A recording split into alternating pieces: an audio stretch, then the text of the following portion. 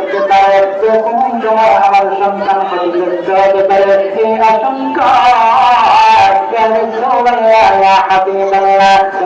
বন্ধ করে আমি আমার সন্তানের কাছে গেলাম। আমি যখন গেলাম আমার মাথার উপরে আমার নিচে কি যেন জলমল জলমল করে আলো বলতেছে, মিটি মিটি আলো। আমি ভালো করে বুঝতে পারি না এগুলো কি। আমি যখন তাকাইলাম, তাকানোর সময় দেখা গেল আস্তে আস্তে এই মিটি মিটি আলোটা উপরের দিকে উঠতে লাগলো, উঠতে লাগলো। কিছুক্ষণ পর আমি আর দেখতে পাইলাম না।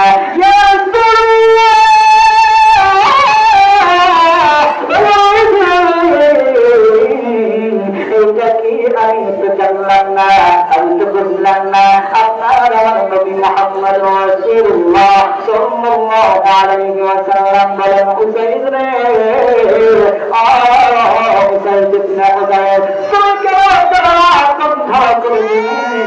তুমি তেলাওয়াত করতে থাকবে, তুমি ভোর পর্যন্ত যদি বা সকাল পর্যন্ত যদি তুমি তেলাওয়াত করতে, তোমার পাশে বসে বসে আল্লাহর ফেরেশতারা তুমি তেলাওয়াত শুনতে, আর মানুষেরা আইসা আল্লাহর তৈরি ফেরেশতাদেরকে দেখতে পাইতো।